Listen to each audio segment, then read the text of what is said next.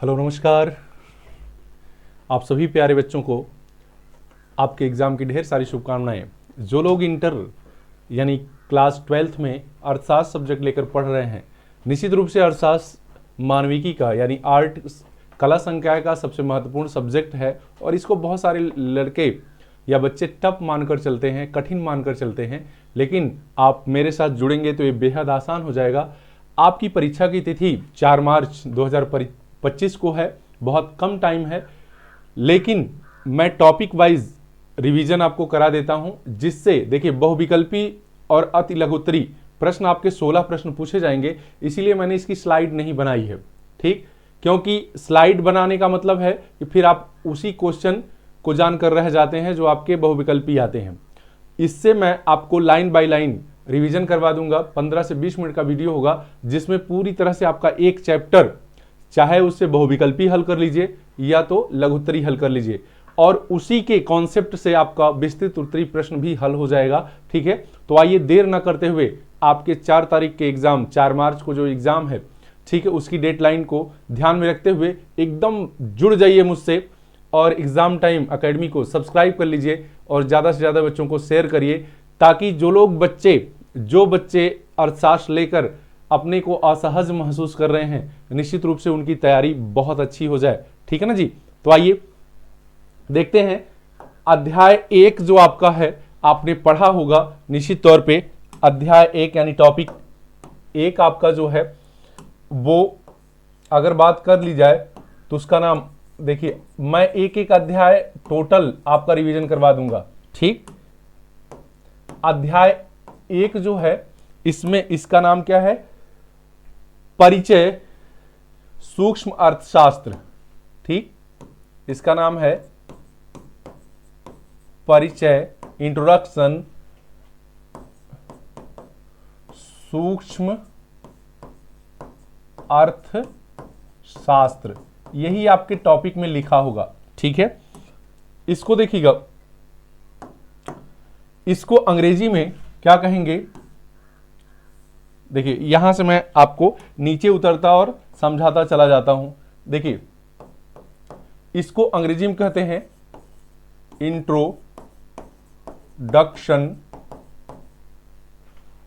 Introduction, और सूक्ष्म की जो आपकी अंग्रेजी है माइक्रो इकोनॉमिक्स। ठीक है, माइक्रो इकोनॉमिक्स इसे कहते हैं। इसको एक और नाम से जानते हैं व्यष्टि अर्थशास्त्र। क्या कहते हैं, व्यष्टि अर्थशास्त्र। बड़े ध्यान से सुनिएगा। अब ये बात आती है कि व्यष्टि अर्थशास्त्र किसे कहते हैं। ठीक है, व्यष्टि अर्थशास्त्र किसे कहते हैं, तो आपको मैं बता दूं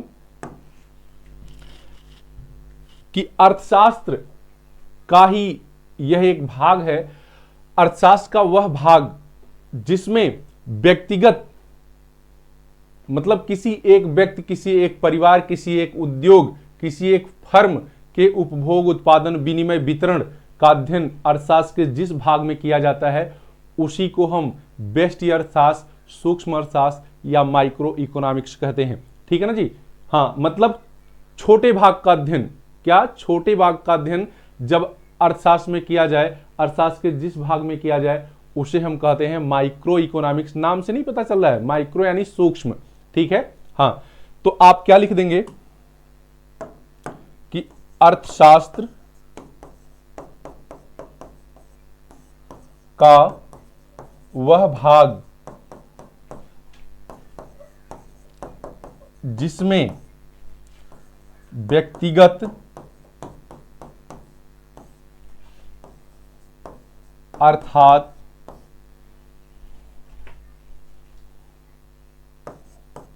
एक व्यक्ति, एक परिवार, एक फर्म या एक उद्योग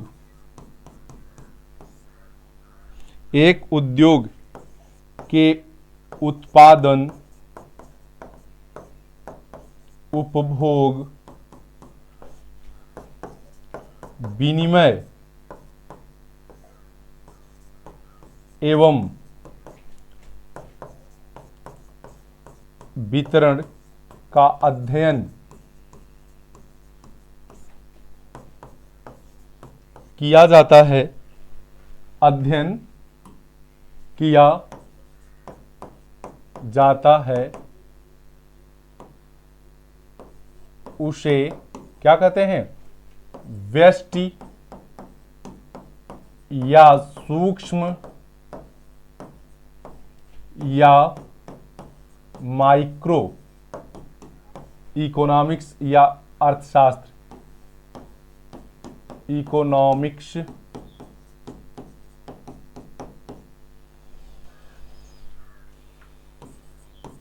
कहते हैं। ठीक है, तो इस तरह से आपका यह क्या हो गया? बहुविकल्पी भी हो गया, विस्तृत उत्तरी भी आप कॉन्सेप्ट समझ लिए, और अतिलघु उत्तरी भी। इस तरह का अध्ययन नहीं पाएंगे। समझ में आई बात? बहुविकल्पी केवल हल करके जाया जा सकता है। इससे आपको चाहे बेस्ट किसे कहते हैं ये भी पता चल गया, जिसमें एक व्यक्ति, एक परिवार, एक उद्योग, एक फर्म के उपभोग, उत्पादन, विनिमय, वितरण का अध्ययन किया जाए, उसे हम क्या कहते हैं? उसे बेस्ट अर्थशास्त्र कहते हैं। अब देखिएगा,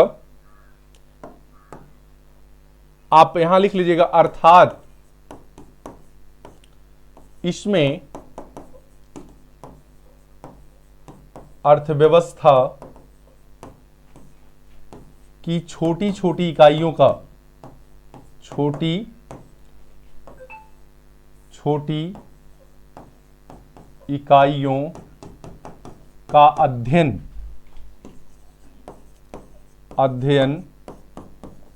किया जाता है। अब एक बात दिमाग में आ रही होगी, ठीक है, एक बात दिमाग में आ रही होगी कि अर्थशास्त्र, देखिए ये बेस्ट, चूंकि बेस्ट के नाम से दिया था, इस नाते मैंने बेस्ट पे तमाम सारी बात बता दी आपको। अब बात ये है, एक चीज दिमाग में आ जाए कि अर्थशास्त्र क्या है। ठीक है, तो मैं यहां से देखिए, अर्थशास्त्र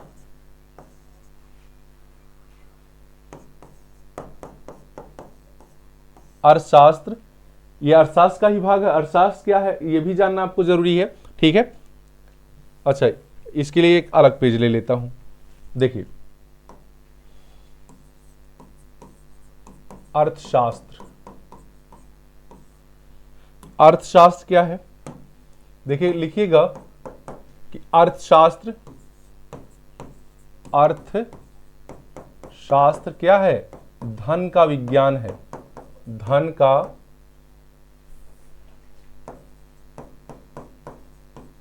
विज्ञान है। यह परिभाषा किसकी है? एडम स्मिथ की है, एडम स्मिथ की है। ठीक है, परिभाषा किसकी है? एडम स्मिथ की है।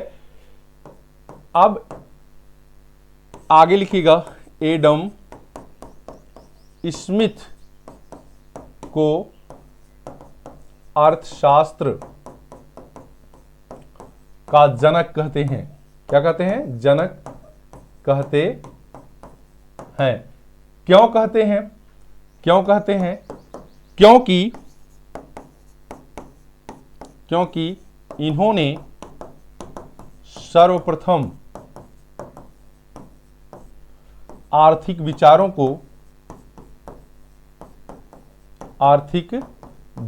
को अपनी प्रसिद्ध पुस्तक वेल्थ ऑफ इकोनॉमिक्स में, अपनी आर्थिक विचारों को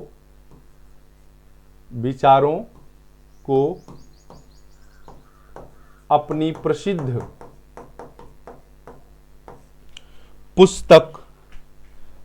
पुस्तक क्या? वेल्थ ऑफ इकोनॉमिक्स, इसको अलग कलर से लिख देते हैं,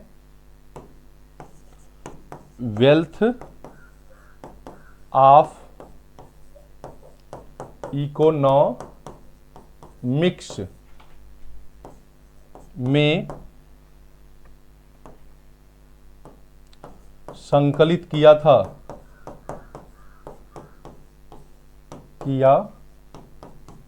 ठीक है, इसलिए इनको क्या कहते हैं? अर्थशास्त्र का जनक कहते हैं। यहीं पर आगे लिख लीजिएगा, आगे एक कंफ्यूजन होती है जो दूर कर लीजिएगा। लिखेंगे जबकि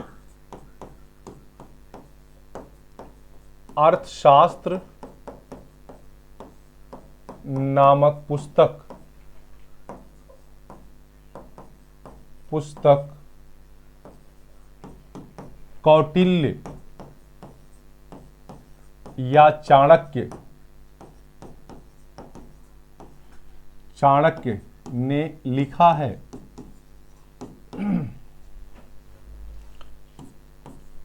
जिसका संबंध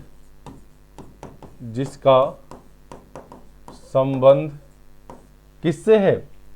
जिसका संबंध राजनीति से है,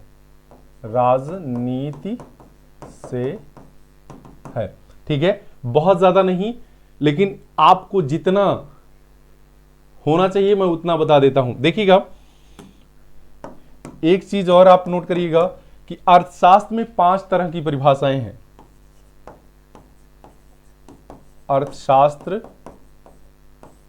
में 5 तरह की परिभाषाएं हैं, ठीक है। देख लीजिए, पहली परिभाषा है धन संबंधी परिभाषा।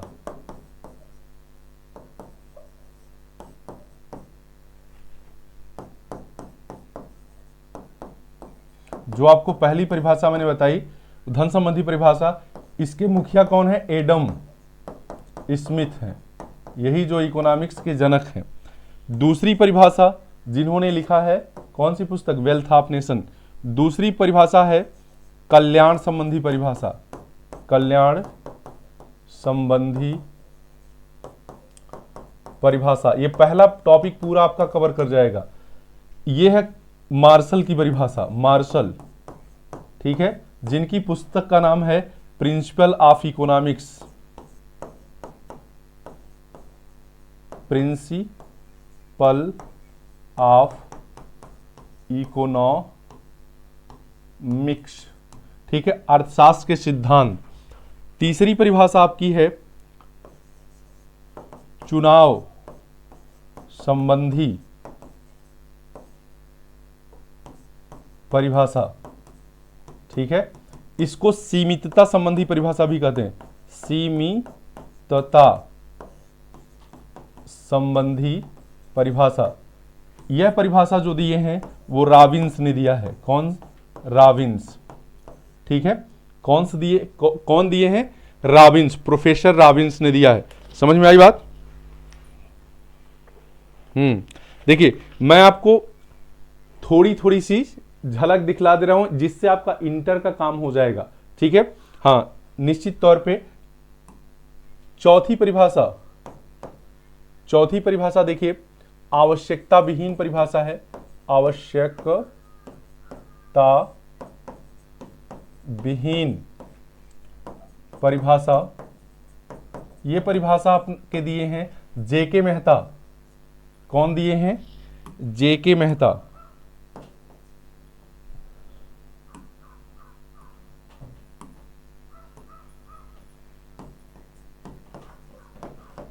जेके मेहता, ये इलाहाबाद यूनिवर्सिटी के अर्थशास्त्र विभाग के अध्यक्ष रहे हैं, जेके मेहता। और पांचवी जो परिभाषा है, पांचवी परिभाषा है विकास संबंधी परिभाषा। विकास संबंधी परिभाषा, इसको दिए हैं सैमुअल्सन। कौन दिए हैं? सैमुअल्सन। इस तरह से आपकी पांचों परिभाषाएं हो गई, ठीक है।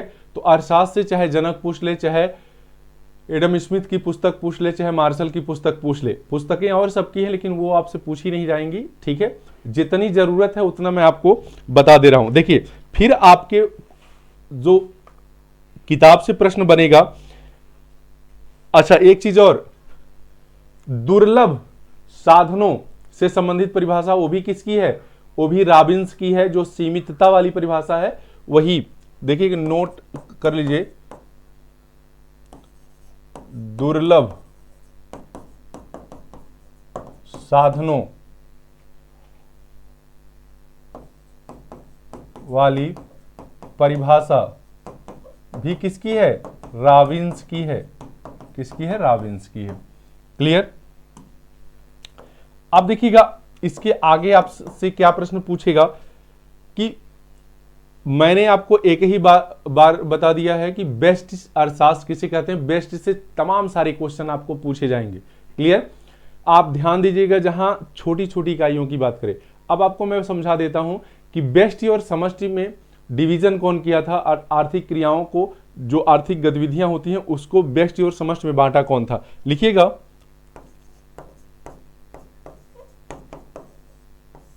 आर्थिक क्रियाओं को व्यष्टि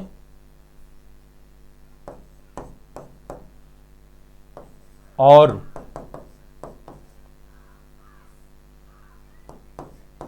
समष्टि में बांटने का कार्य प्रसिद्ध अर्थशास्त्री, ये सब प्रश्न पूछा गया है, अर्थशास्त्री रेगनर फ्रिश ने किया था, ने 1993 में किया था। ठीक है, आगे देखिएगा। बेस्ट मैंने बता दिया, समष्टि आप जान लीजिए ताकि दोनों में अंतर कर पाए। समष्टि अर्थात मैक्रो इकोनॉमिक्स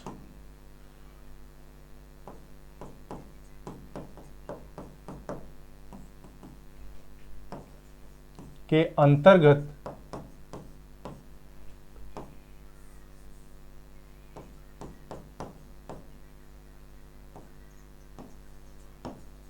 अर्थव्यवस्था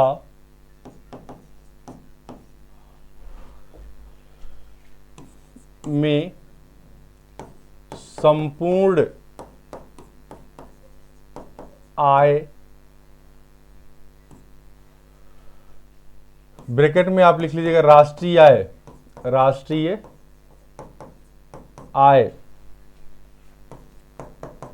सामान्य कीमत स्तर,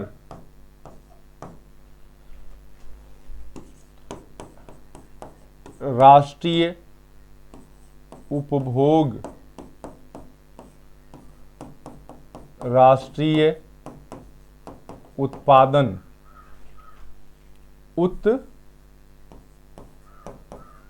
उत्पादन जैसे उत्पादन जैसे बड़े बड़े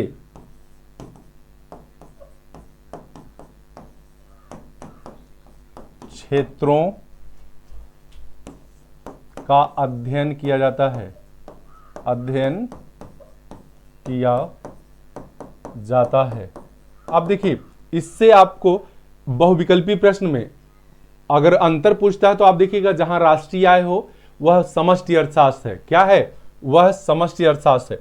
ठीक है, जहां क्या हो? माइक्रो इकोनॉमिक्स नहीं, मैक्रो इकोनॉमिक्स। ठीक, जहां समष्टि की बात होगी वहां राष्ट्रीय की बात होगी। समझ में आई बात? राष्ट्रीय आय का बात करें, सामान्य कीमत स्तर का बात करें, राष्ट्रीय उपभोग, राष्ट्रीय उत्पादन की बात करें तो वह क्या है? समष्टि है। इसको बांटने का प्रयास रेगनर फ्रिश ने किया था, ये भी आपसे पूछा जाएगा। ठीक है, देखिए अर्थव्यवस्था अर्थशास्त्र के सिद्धांत नामक पुस्तक किसने लिखी है? तो वही प्रिंसिपल ऑफ इकोनॉमिक्स को ही क्या कहते हैं? अर्थशास्त्र का सिद्धांत कहते हैं। ठीक है, प्रिंसिपल ऑफ इकोनॉमिक्स को क्या कहते हैं? अर्थशास्त्र का सिद्धांत कहते हैं। देखिए एक चीज और आप ध्यान दीजिएगा, कह रहा है कि पूछेगा व्यष्टि अर्थशास्त्र का विषय वस्तु नहीं है। तो देखिएगा जब उसमें कोई ऑप्शन ऐसा रहेगा जिसमें व्यक्तिगत फर्म की बात किया रहेगा तो वह व्यष्टि अर्थशास्त्र का विषय है, ना कि समष्टि का। जहां राष्ट्रीय की बात होगी वह क्या होगा? आपका समष्टि का विषय हो जाएगा। ठीक है, तो इससे जितने भी क्वेश्चन आपके बहुविकल्पी बनेंगे सारे उसके अंतर्गत आ जाएंगे। अब देखिएगा, अर्थव्यवस्था की केंद्रीय समस्याएं, अर्थव्यवस्था की केंद्रीय समस्याएं, अर्थव्यवस्था की केंद्रीय समस्याएं। ठीक है, अर्थव्यवस्था की जो केंद्रीय समस्याएं हैं वो मुख्य रूप से 3 समस्याएं हैं। अर्थव्यवस्था की केंद्रीय जो समस्याएं हैं मुख्य रूप से 3 समस्याएं हैं। वो क्या क्या है कि किन किन वस्तुओं का उत्पादन किया जाए, कितनी मात्रा में किया जाए। पहली, किन वस्तुओं का उत्पादन किया जाए, कितनी मात्रा में। लेकिन आप लिखेंगे तो ऐसे लिखेंगे कि अर्थव्यवस्था की 3 प्रमुख केंद्रीय समस्याएं हैं, केंद्रीय समस्याएं हैं। जैसे आप कोई भी उत्पादन होता है, कोई भी कार्य होता है, तो नहीं होता है कि भाई कितना मात्रा में किया जाए और किसके लिए किया जाए। तो सबसे पहली अर्थव्यवस्था की समस्या क्या है, किन वस्तुओं का उत्पादन किया जाए और कितनी मात्रा में किया जाए। किन वस्तुओं का उत्पादन किया जाए और कितनी मात्रा में किया जाए। समझ में आई बात? ये पहली समस्या हो गई। दूसरी समस्या क्या है, यह भी ध्यान दीजिएगा कि वस्तुओं का जो उत्पादन है वो कैसे किया जाए, मतलब किन विधियों का प्रयोग किया जाए वस्तुओं के उत्पादन में।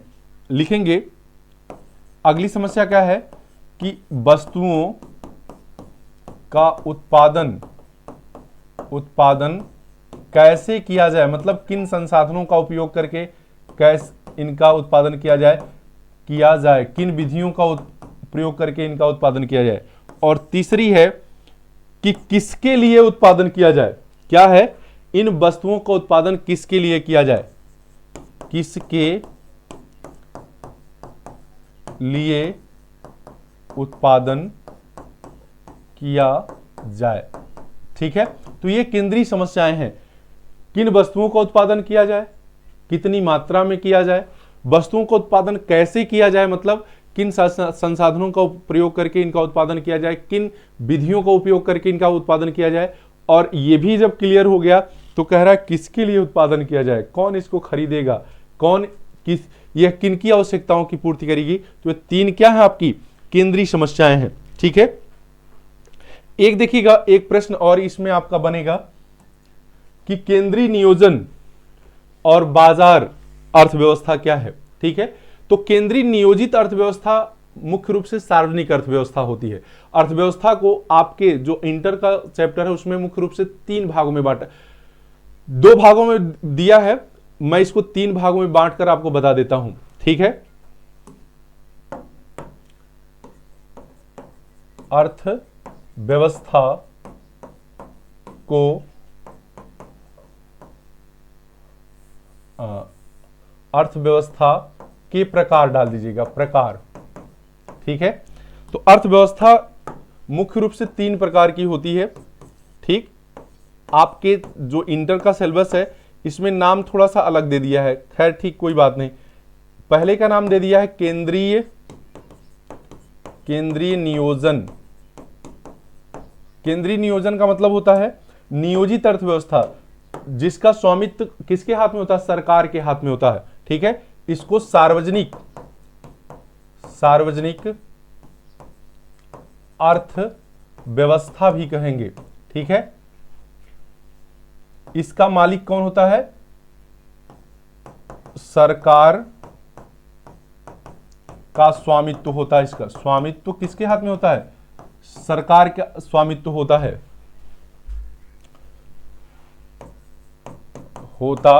है। सरकार इसका मालिक होती है। मतलब क्या उत्पादन किया जाएगा, कितनी मात्रा में उत्पादन किया जाएगा, किसके लिए उत्पादन किया जाएगा, ये तीनों जो समस्याएं हैं, तीनों समस्याओं का निर्णय कौन लेता है, सरकार लेती है। ठीक है। दूसरा है बाजार अर्थव्यवस्था। दूसरा क्या है, बाजार अर्थव्यवस्था। ठीक है। इसको हम क्या कहते हैं, निजी अर्थव्यवस्था भी कहते हैं। क्या कहते हैं, निजी अर्थव्यवस्था भी कहते हैं, व्यवस्था। ठीक है। इसको प्राइवेट अर्थव्यवस्था भी कहते हैं। इस पर व्यक्तिगत लोगों का हाथ होता है। इस पर क्या होता है, व्यक्तिगत स्वामित्व होता है। ठीक है। जैसे टाटा हुआ, बिरला हुआ, अडानी हुआ, अंबानी हुआ, यह मांग पर डिपेंड करती है, यह लाभ पर काम करती है। समझ में आई बात। इसकी पूरी देख रेख, पूरा स्वामित्व किसके हाथ में होता है, पूंजीपतियों के हाथ में होता है। इसलिए ऐसी अर्थव्यवस्था को पूंजीवादी अर्थव्यवस्था भी कहते हैं। ठीक है। और तीसरा हो जाता है मिश्रित अर्थव्यवस्था। कौन सी, मिश्रित अर्थव्यवस्था। इसको आप इस नाम से हाई स्कूल में पढ़े हैं। ठीक है। मिश्रित अर्थव्यवस्था मतलब जिसमें दोनों साथ मिलकर काम करें।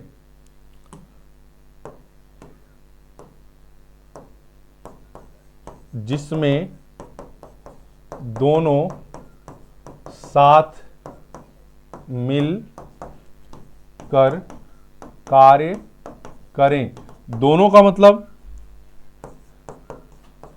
सरकारी प्लस निजी। ठीक है। निजी दोनों लोग साथ मिलकर काम करते हैं, तो ऐसी अर्थव्यवस्था को मिश्रित अर्थव्यवस्था कहते हैं। जैसे भारत की अर्थव्यवस्था, जैसे क्या है, भारत की अर्थव्यवस्था कैसी है, दोनों तरह की है। तो इस तरह से आपका टोटल ये जितना भी प्रश्न इससे बनेगा 20-25 प्रश्न, वो सारा प्रश्न आपका हल हो जाएगा। बस केवल क्या करना है, ठीक, क्या करना है, इसको देखना है 2 से 3 बार और समझना है। एक चीज जो और एक प्रश्न और आपका बना है इसमें, देख लीजिए। कह रहा है कि क्या होना चाहिए, एक विषय सामग्री है। ठीक है। तो क्या होना चाहिए, सकारात्मक अर्थशास्त्र और नियामक अर्थशास्त्र दोनों का विषय सामग्री है। क्या होना चाहिए, सकारात्मक और नियामक दोनों अर्थ शास्त्रों की विषय सामग्री है। ठीक है। इस तरह से देखिए, आपके जितने भी प्रश्न पहले अध्याय से बनेंगे वो सारे का क्या हो गया, सारे प्रश्नों का जवाब आप दे पाएंगे। तो ये कैसा लगा है सेशन, आप कमेंट के माध्यम से बताइएगा। ठीक है। अभी इसको देख लीजिए, इसके तुरंत बाद दूसरा अध्याय जाएगा और इसी तरह से, ताकि आपके बहुविकल्पी और अति लघु उत्तरी दोनों प्रश्न हल हो जाएं और साथ साथ विस्तृत उत्तरी भी। तो निश्चित तौर पे आप चैनल को लाइक करिए, सब्सक्राइब करिए और शेयर करिए। और आप 4 मार्च की तैयारी को क्या करिए, दुरुस्त करिए। सभी अध्याय मैं भेज दूंगा 10-10, 20-20, 25-25 मिनट का वीडियो बनाकर। धन्यवाद सुनने के लिए।